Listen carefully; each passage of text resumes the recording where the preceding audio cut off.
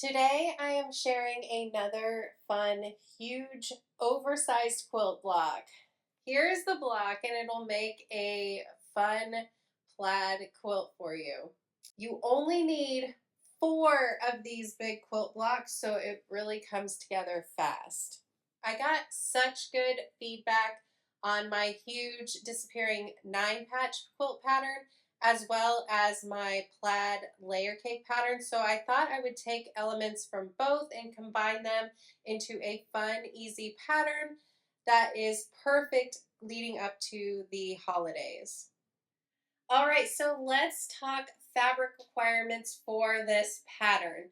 You're going to need 36 10-inch squares, so a layer cake will work awesome for this pattern. Now, if you are like me and you have a ton of fabric in your stash, maybe fat quarters, scraps, whatever it is, and you want to dive into using those, you could definitely cut your own 10-inch squares for this pattern. I've gathered together a lot of fall themed fat quarters. You can get 2 10-inch squares from 1 fat quarter. So I gathered all these together and some other yardage I had, and I'm going to cut them down myself into 36 10-inch squares. Now, if you need some help with that, my friend Chris O'Neill on the channel Sew the Distance has an amazing tutorial on cutting your own layer cake. So I will link her video down in the description for you if you need some tips on cutting your yardage down into 10-inch squares.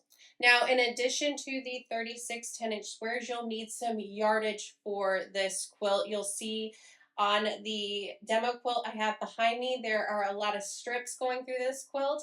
Now, I used 1 3/4 yard of that beautiful pink fabric to do all these strips. In this tutorial that I'm going to do here, I'm also using a 1 3/4, but I split it up. So let me explain that. I have a yard of just this solid black and then 3/4 of a yard of this kind of muddled black. Now, you'll notice that's the same amount of yardage I mentioned before, but it's split up. Why?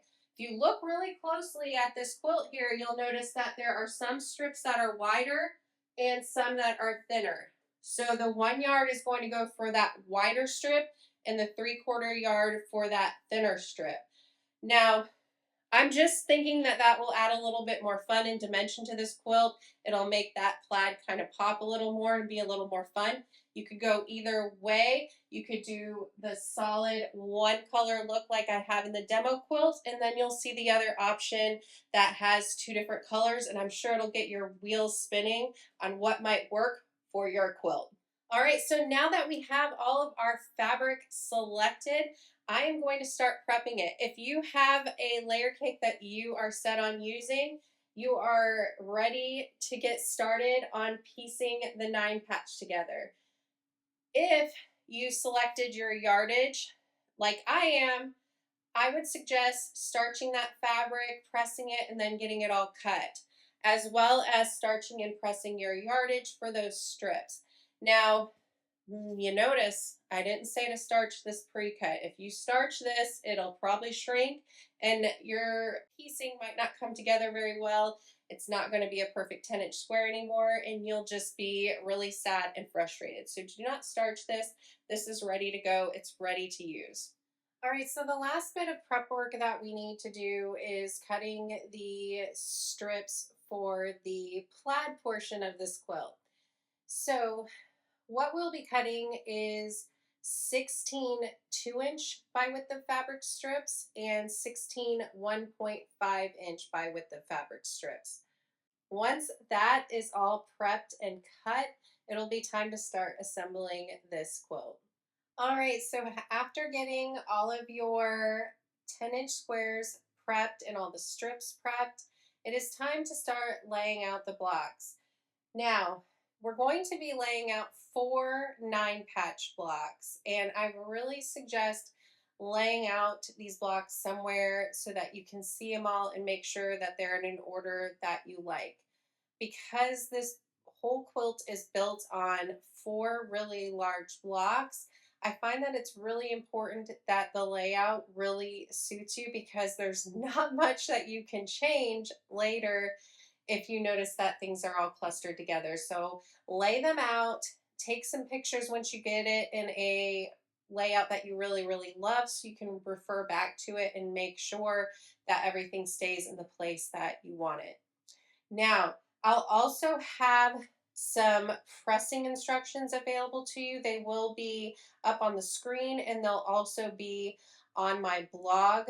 I will have it available as a PDF so you can print it out and keep it by you, but the pressing will really, really help you make sure everything comes together really nicely and you don't have a lot of bulk.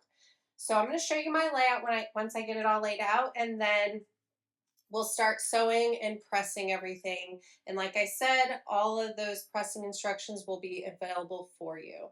After deciding on a layout, I took a photo of it, and so now I'm going to start sewing together the 9 patches. So I do that by taking the rows from the 9 patch and sewing those together first. So 3 blocks in each row, and this is the top row, and it'll be the left 9 patch, left top 9 patch.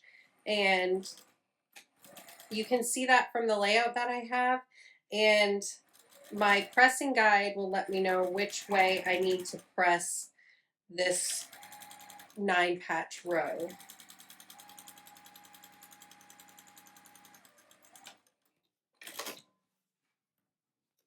So I'm just going to sew a 1/4 inch seam and get 3 blocks sewn in each row, and I'll do the same process for each and every 9 patch. Well, all 4 of them, because this quilt comes together so easy.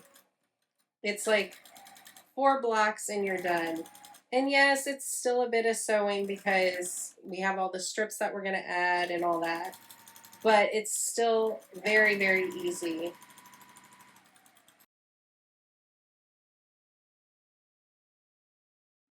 Definitely this quilt could be a one-day quilt top if you had, you know, a decent chunk of time to be able to work on it in one day.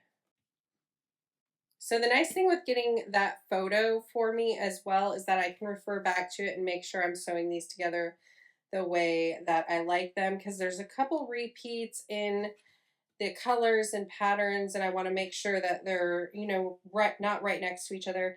And that did happen in my demo top because when I was working on that one, I worked each 9 patch one at a time. And I didn't think about how when I brought it all together that I wouldn't have a lot of different layout options.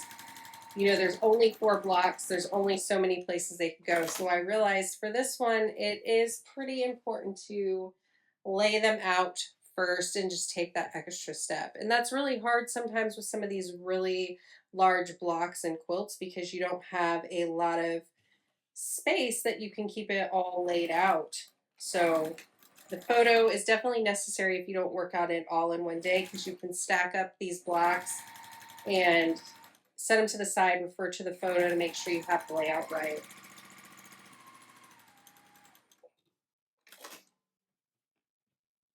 All right, just have this one side to sew, and then I can bring this block together after pressing it.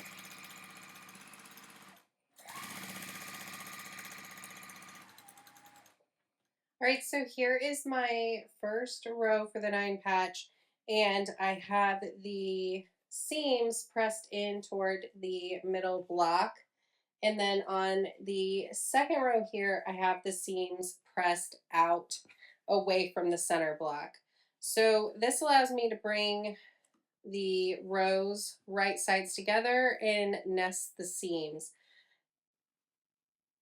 Now you may want to pin here if you need your blocks to come together perfectly and every single seam to meet up to perfection. You could pin at the seams and get the points to be absolutely perfect.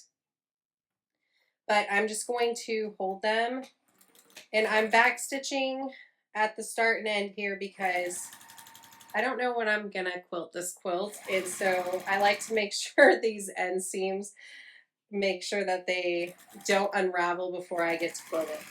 So I'm just gonna sew a 1/4 inch seam along here, and I'm holding to make sure that the seams stay together. If they shift a little bit, it does not bother me. If it bothers you, pin, pin, pin, definitely pin. All right, so I have these two sewn together, and then I just have the bottom row to sew on. I do want to point out that the middle block on the 9 patch is not going to have any of those strips going through it. So on each of my 4 9 patches, I made sure to choose a fabric that I absolutely love a lot, because it is going to definitely be a highlight fabric. So I'm just going to, again, line up the seams with my fingers, line everything up, and start sewing this bottom row on.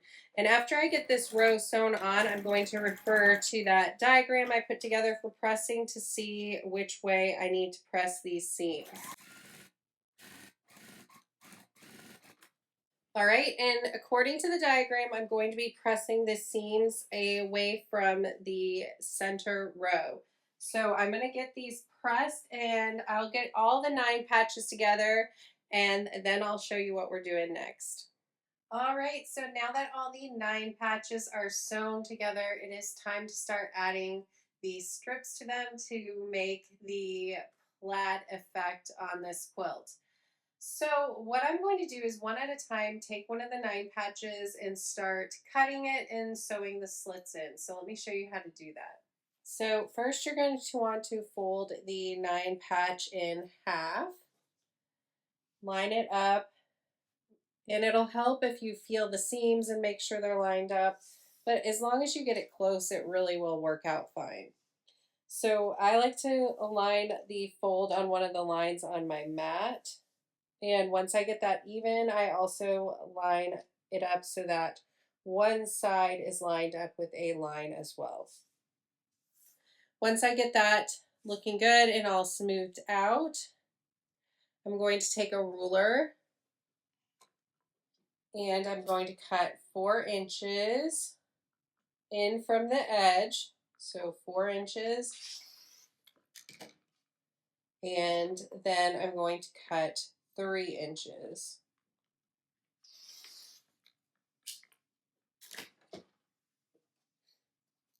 So then I just open it up and take a look, because it is kind of nerve-wracking cutting these slits and just kind of worrying that you get it right and everything.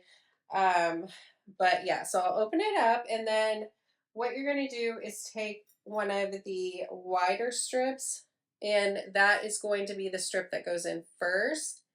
And then the thinner strip is going to be closer to the middle.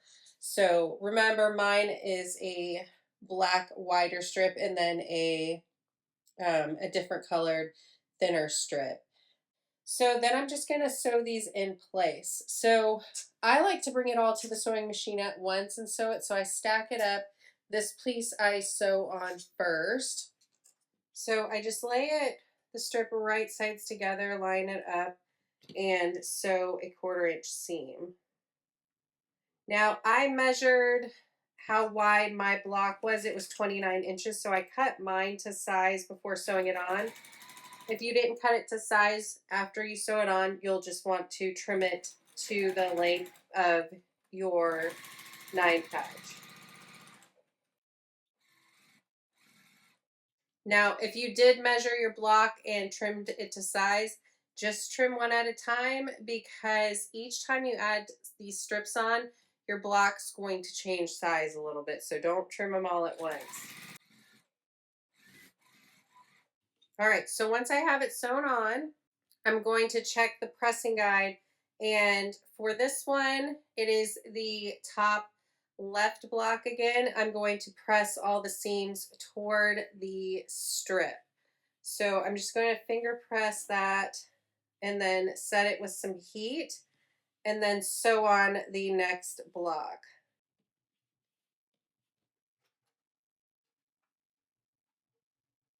All right, so I'm going to make sure that I have the right side of my strip because I want the patterns to match. So I don't want to accidentally sew it on in the wrong direction. So I'm going to take this one, line it up right sides together along the strip, and then sew it in place. Now, if you pin this on, you can kind of look at the seams here to make sure it's lining up properly. But I'm just kind of holding it together and eyeballing it as I sew, just trying to make sure I'm not pulling anything and warping the sew at all.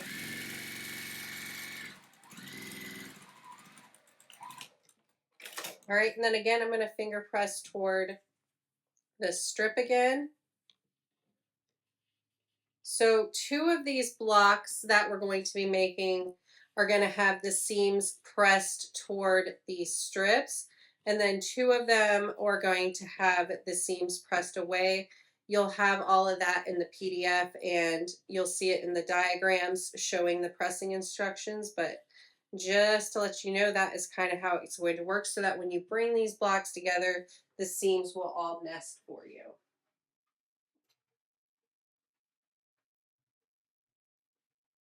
All right, so now we're going to sew on the next strip, which is the thinner strip.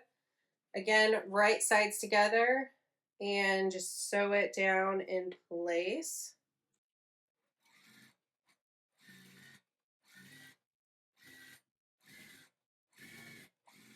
And we'll press toward the strip.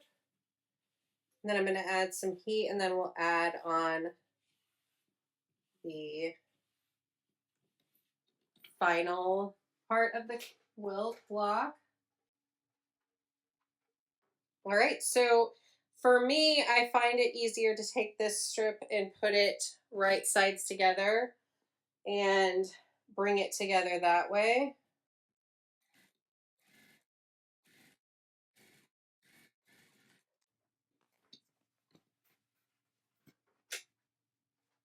All right, so there are the first slits added to this block, and we're just going to keep working that way.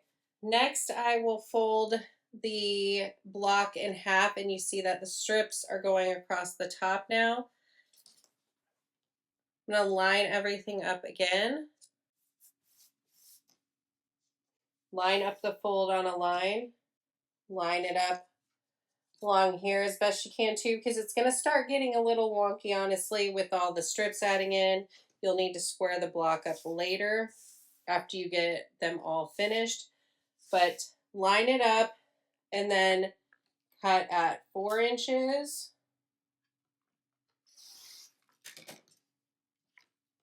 And 3 inches.